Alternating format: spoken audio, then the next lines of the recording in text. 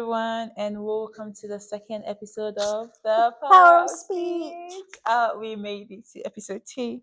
Woof. Thank the Lord. So on today's episode, let's get right into it. Today's episode, we are going to talk about our journey into the UK from Ghana and from Ecuador, the journey, what made us move here, the culture shocks we encountered when we got into the UK, and all the bits and bits of it. Just a little mention that if you ever see me, well, not just ever, just now, see me spinning around in this chair, just now I'm holding on to my dear life because these chairs spin a lot.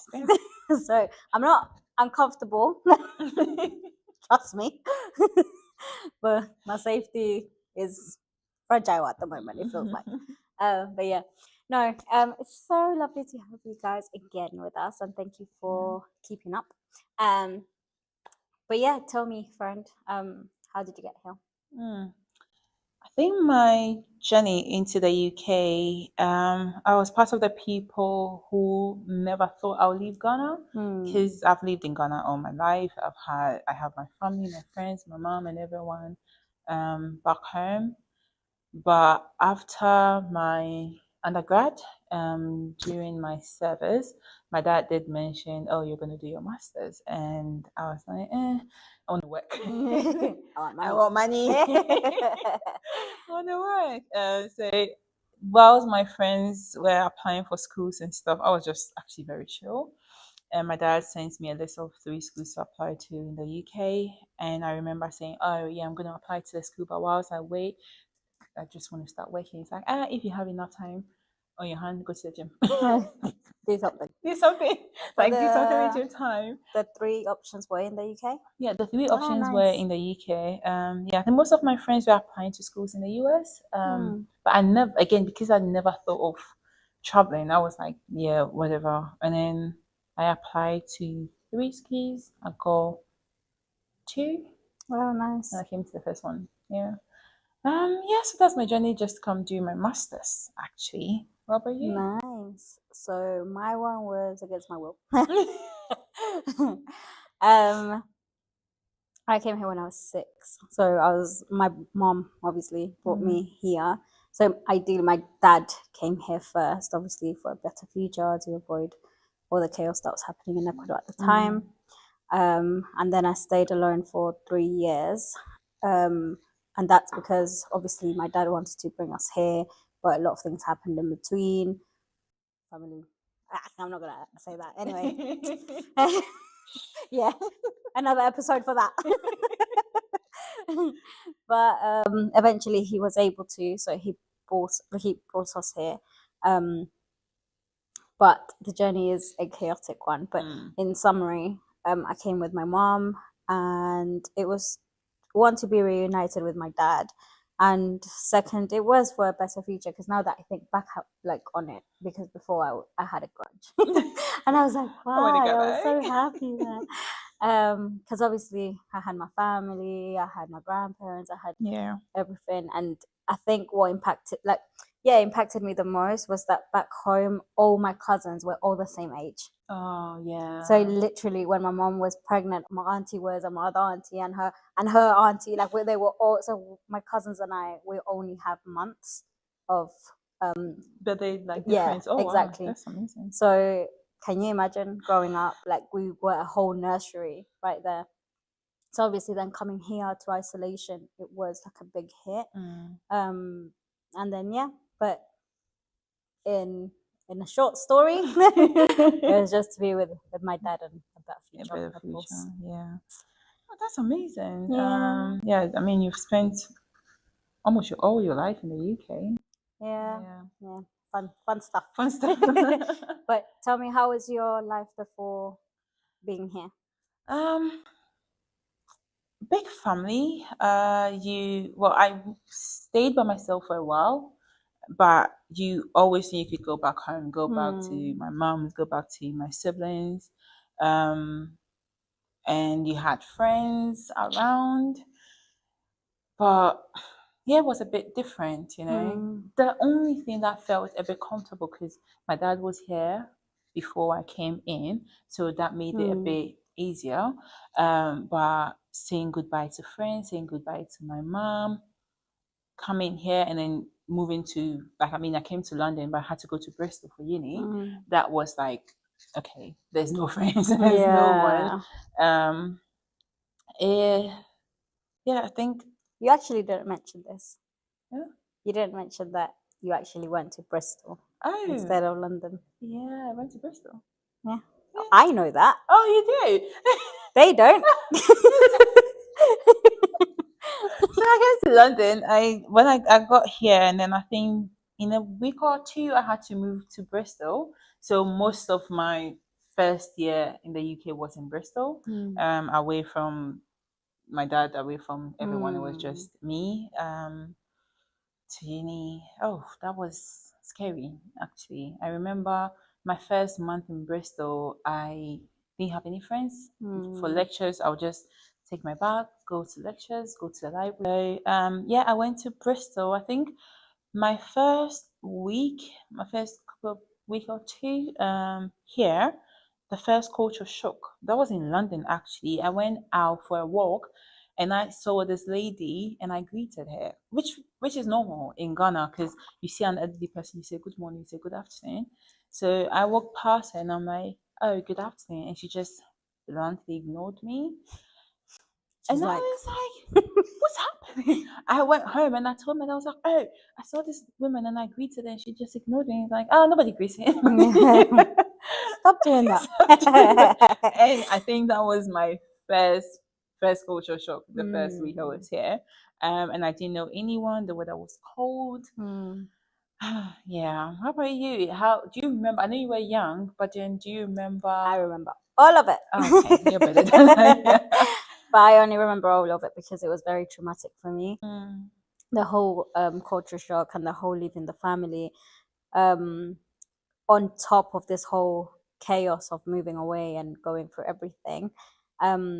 The 3 years that I was in Ecuador, I had we used to live with my grandma, and then in my grandma's house, we all used to live there. Like I had my other uncles and stuff like this, and my other cousins. So there was one uncle in specific that I was really attached to because he was a single man, he was young, so obviously, and I was like the only little baby girl. So I still am, but back in that day, I was even more spoiled. So it was really difficult because in my small mind, I already understood that my uncle was my dad instead of my real dad that was here.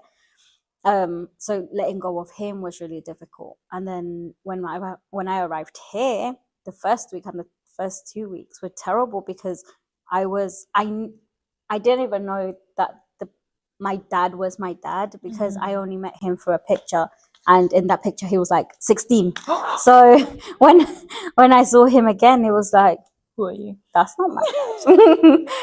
That's not the man they were showing me. So it was like, maybe they're tricking me. Maybe my dad, that's not him. And they're like swapping over and they're trying to think that I'm dumb. Dumb 6-year-old. No, I know better. So it was a lot of, and then of course, because I was so spoiled back home, I was very, very naughty. As in, I never heard the word no. And if I did, it was probably through my mom, and my mom would then get told off by my grandma, being like, let her be. She's a child. Were you never a child? So, of course, when I tried to do whatever I used to do back home, obviously my dad wouldn't allow me to, and then that's when I would get told off, and that telling off was like, he's trying to kill me. So dramatic. I know. So that was one.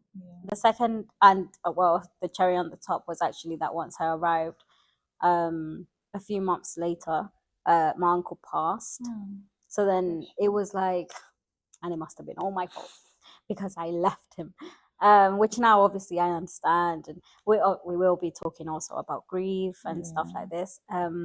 But yeah, that was one of it. And then the second thing, I don't know about, we're going to touch it. That's my second topic. But I used to think that London was, or England was, this futuristic city. I was thinking there was flying cars over here. There was probably mansions and green, like it was a whole paradise. And when I got here, I was like, what is this mess? What is it? And I know a lot of people, well, I mean, I was 6. How could I do anything? I had to stick with it. And then the food, I didn't like the food. So for the first few months, I only ate sausage and yogurt because that was the only thing that I was like, oh, this resembles. Yeah. And then obviously starting school was terrible. I don't think I started school straight away. But yeah, it was a pretty tough 2 weeks. Yeah, it was. Yeah. Oh my days. And you were so young. I'm so impressed you actually remember everything. I'm so struggling to remember what I did during my master's. Oh my goodness. gosh. I am so yeah, I think another shock. I think mine is quite boring because I just came from school. I think another shock being in school was calling lecturers by their first name. Oh my days. Because back home, Yeah. we are very respectful. Like Yeah. Ghanaians are known to be very respectful. We say please to everything. We call you sir, madam, all of that. And then I go to my first class, and I remember it was my supervisor, Joe. She is the loveliest, and she's like, oh yeah, my name is Joe, and then people like calling her Joe, and I was like, oh, hi, Madam Joe. It's like, oh, you can Yes. call me Joe, and then I'm like, they're calling her by their first Where is name. the I respect? know. What is the respect? How are you calling your lecturer by your first name? Yeah. Because and to me that was, but I think I picked up very Quickly. on calling lecturers by their first name, or like if you need something you email the lecturer. Yeah. Because I became a student rep and I was on the student council. In my year I was the only black person on the student council, which was amazing. But that gave me the chance to quickly adapt to things they did. Because back home in uni, I don't know about other universities, but the uni I went to, if you want to reach your lecturer, you have to chase him in his office. You're not sure what his schedule is. So you go knock, oh, I'm here for this lecture, and then you're like, yeah, he's not here. So next time you have to go back. But now you can email your lecturer to make an appointment. You can email for questions, because as a student, people will come to you and you have to go to the lecturer. So it gave me that, oh, the lecturers are just normal people. They are not as scary as. I mean, don't get me wrong. I still respected my lecturers in uni, for my masters, but it felt free, to be able to approach them. Another thing was the transport system. I think the transport system, to me, I've had phases of different transport system in the UK. Because back in Bristol, most of our transport was like bus. And it took me a while to learn to use Google Map and the bus, and then I was okay with it. Now I come to London, there's a whole train. And it's a whole spider web. It's a whole spider web. I remember I had this friend who had to take me through how the transport system works when I moved back to London. Because then if I'm going to point A, and then on Google Map tells me take a train going here, even if the next train is, let's say I'm using the Metropolitan, right? Yeah. And then Metropolitan to Oldgate, I'll pass through Baker Street. But if Google Map tells me take Metropolitan to maybe Moorgate, which is also on the same line, I'm not going to take it because I'm like, oh, it's not going to where I'm going to. Yeah. But those stops were in there, them. just the different Yeah. lanes. So it took me a while to adjust and then understand what was happening. What was your idea of what England looked like? Like when they said, okay, you're going to Bristol, and you thought, how did you imagine it looked like? Well, the language actually, because back home, when you say UK, it's just the in it. I know what you're going to say. It's, I think it's just the, I think it's South accent. I think, you know, Okay. the whole but water and, you know, all of that, because that is all we know back home. What movies did they show you back in Ghana? I don't know whether I was the one just that was not exposed to things, but that's all I knew. Yeah. And then when I told my friends I was going to UK, everybody would be like, in it, you're going to start saying bottled water and Yeah. And then I moved to Bristol and no more English. I mean, there is an accent to it, but it's not just in it. And then I remember telling my dad that I want to learn that English, that accent. And he's like, yeah, that's getting enough here. Yeah. I was like, You are proper. Yeah, proper. And then I was like, so that's when I realized, oh, so there are different parts of the UK and different accent. Yeah. Scottish accent is something else. But yeah, I did pick up. It was, I think my first lecture was online, and I have a video of me recording what the lecture was, and I was like, I don't understand anything this lecture is saying. Continue. But yeah, I got you again. It's so easy for me to adjust. Diana, can you tell me how it was settling into the UK, growing up here, different things you faced? The chair's going again. Okay, let me just hold you. Yeah, I'm like, I mean, for me, obviously, it was difficult because there's obviously a big change between your story and mine in the sense of, because you were older, I think you were able to develop your mindset, and then you were the one that made the decisions at the end of the day. Whereas for me, I just had to learn to live with it. But I always say I was very lucky to have the mom that I have, because she's always looked out for me and made me a priority, which was always such a blessing because she never actually made me feel alone. If anything, she was the one that taught me to actually enjoy being alone. That later became a problem when I got married. We'll get into that another second. We have so many stories. But yeah, and especially with school, when I started, I obviously didn't know any English, and when I started, there was a few children that started making fun of me, and I panicked because I didn't even understand what they were laughing at. Like, I didn't get it. And then my mom was like, well, next time that they laugh, speak to them in Spanish. And I was like, oh, okay. So the next time that they said something, I was like, I don't get it. And I just started talking in Spanish, and this little brave side of me just came out, and they really stopped actually. And they became my greatest friends. And then I became friends with someone that she's still my friend to this day. And I picked up the language really quickly because I love reading. And I love movies. So my dad, bless his heart, he bought me a lot of sing-along songs of Disney. So I actually learned by singing and enjoying what I was watching, because I was watching the movies, but it was like every time that the sing-along came along, they would do like a little karaoke and then continue with this movie. So I'm a big Disney fan. And it was like, oh, okay. So then I started understanding. And same with reading. I love Roald Dahl, and he was like, I was literally in my books. So I picked up really quickly, and then again, I was a child, so children overall, they pick up the languages very easily. But in a way of adjusting, it's like I had no choice. It was like, okay, this is what you have and this is what you get.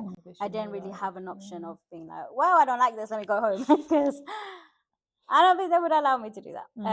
But yeah, so I didn't really have much to say. What about you? Certainly I think as you mentioned, because I was old, I had to adjust. It was difficult, especially it was the first time moving away from family, moving away from my mom especially. And I remember when I was getting ready to go, because I had my visa on a Friday and I had to fly the following Thursday. So I had barely a week to get stuff. And then my mom was in a different region. So I had to go say goodbye. She wanted to take me to the airport, which I wish she did. But yeah, she couldn't. Well, Yeah, we'll do that another time. But coming here, and it's the longest, like the most distance, not longest, the most distance I've been away from her, especially. So seeing people, like families and stuff was difficult for me. And the internet was bad trying to back home. I mean, not here. Yeah. But I settled in quite quickly because then I realized this is where my life is now. Yeah. I needed to. I can't go back. Yeah. Yeah. And there's one thing I don't know. When you're traveling from Ghana out of the country, everybody goes, "I don't come back." What's up with that? Like everybody goes like, "Don't come back." So I had this whole thing like, oh, I might not go back anytime soon. So I just had to settle in pretty quickly. I made 2 friends in class. Shelana and Khadija. Khadija is in Canada now. Shelana is in Manchester. Oh, I miss them. We used to we used to like hang out a lot. They were like the only 2 friends I had in the class. And then later I made more friends, Michelle and a few others, but it took a while to get that. I remember back home I said that when I come in, what I was going to do was Halloween because I've always watched photos of it and I wanted to dress up for Halloween. And this year? I didn't dress up. I got over it. My heart was broken. I came in October and Halloween is in October, and by the end of October, I didn't have any friends, like 0 friends. So during Halloween, I was like, yeah, I just stayed home. I didn't do anything. Then I got over it. So over the years, yeah, it's just one of the holidays that I didn't really care about. Okay, so I mean, I think today we've just hints like briefly on the surface of our journey here.